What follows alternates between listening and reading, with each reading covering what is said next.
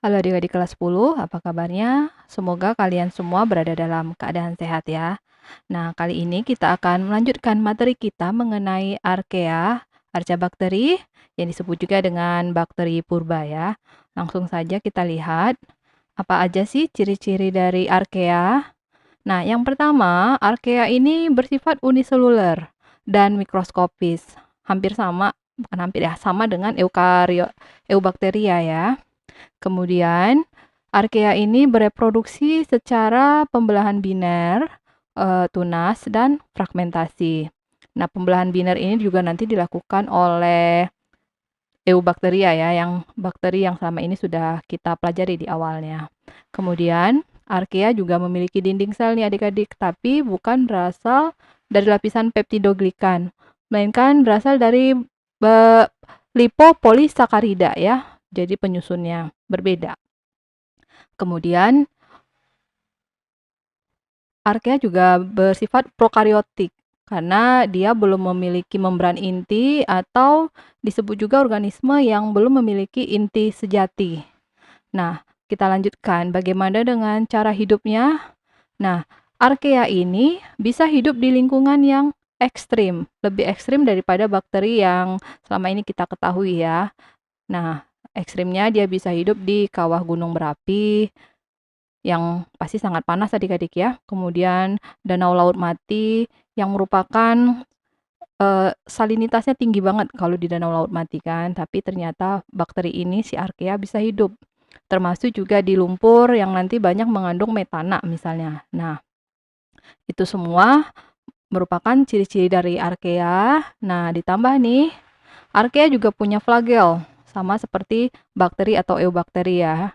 Dan membran sel dia juga punya, tapi ada yang membedakannya di mana lapisan nanti tidak hanya gliserolipid, tapi bukan tersusun dari ester, namun dari struktur yang ether ya, untuk ikatan dari si membran selnya nanti. Lebih banyak disusun dari ikatannya berupa ether, bukan ester.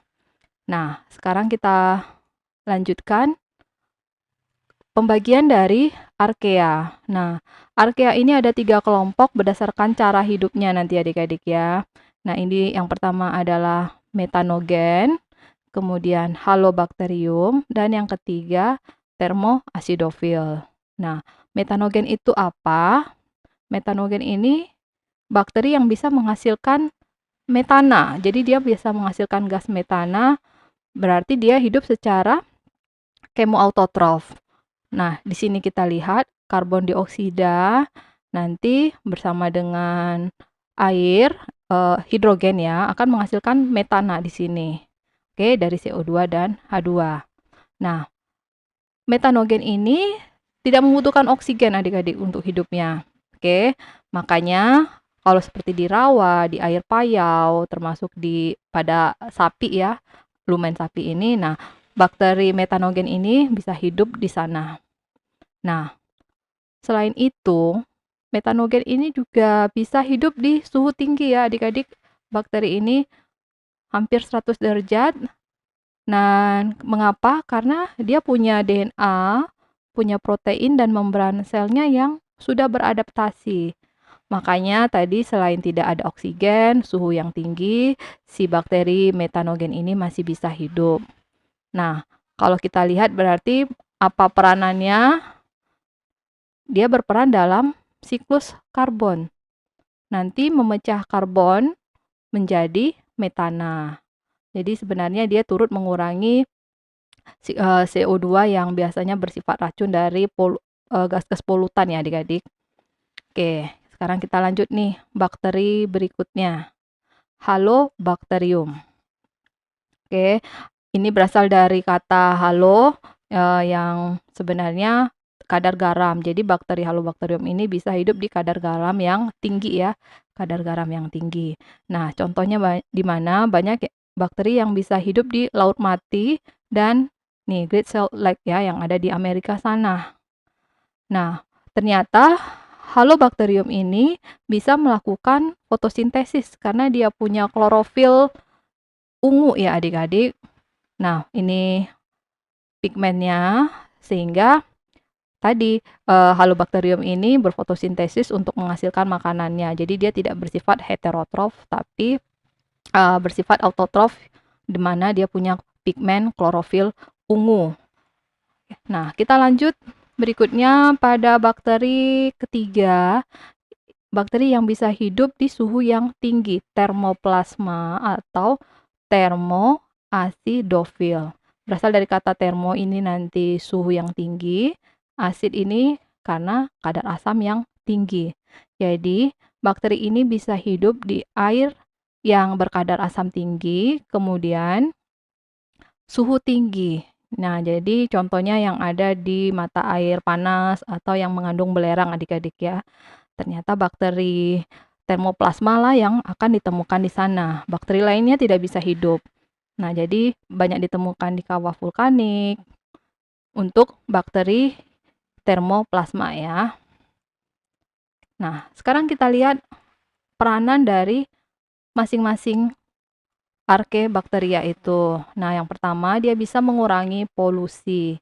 Mengapa? Karena tadi mengikat karbon dioksida, nanti menghasilkan gas metana.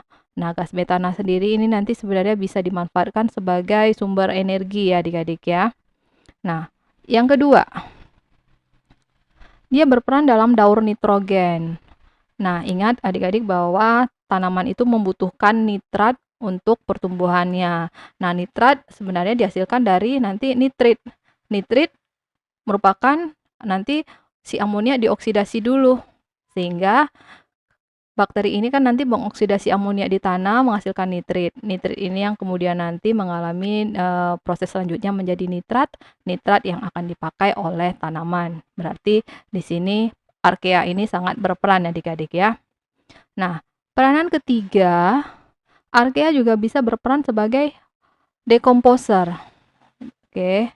Jadi dia pengurai di mana di daerah yang ekosistemnya tidak memiliki oksigen bebas. Karena kalau di daerah yang oksigennya banyak, oksigennya bebas itu terdapat sangat banyak.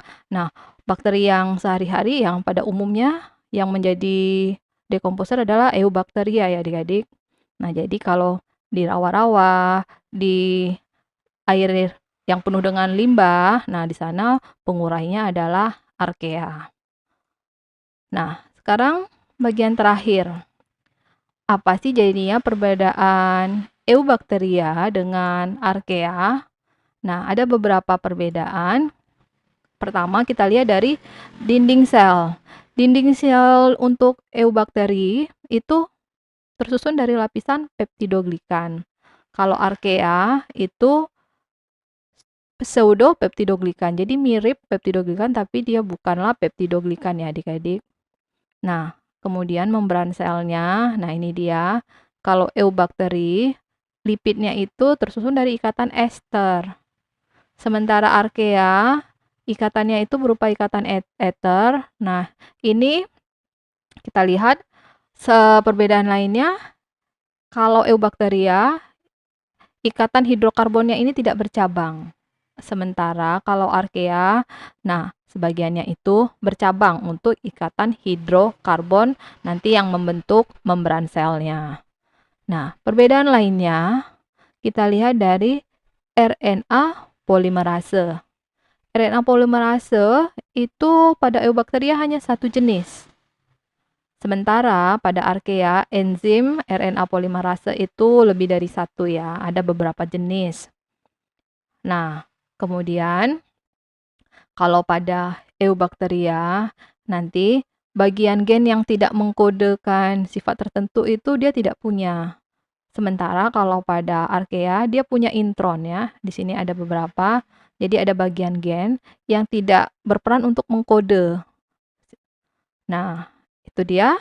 Dan yang terakhir, biasanya nih, kalau Eubacteri kita berikan antibiotik, streptomycin atau chloramphenicol, itu akan mati ya, dia tidak tahan. Sementara kalau Archaea ini tidak kebal, bukan tidak kebal, dia kebal terhadap antibiotik. Jadi pertumbuhannya tetap aja atau dia tidak akan mati kalau diberikan antibiotik.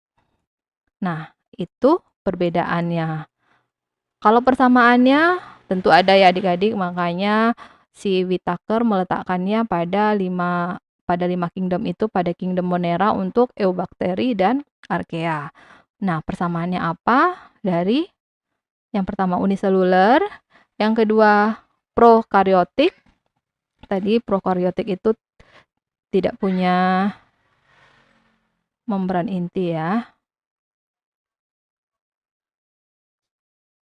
Kemudian mikroskopis, dia punya dinding sel, meskipun nanti struktur dinding selnya berbeda, punya flagel, sama-sama punya flagel, dan reproduksi seksualnya sama-sama melakukan pembelahan biner, meskipun nanti ada yang fragmentasi dan tunas untuk Archaea.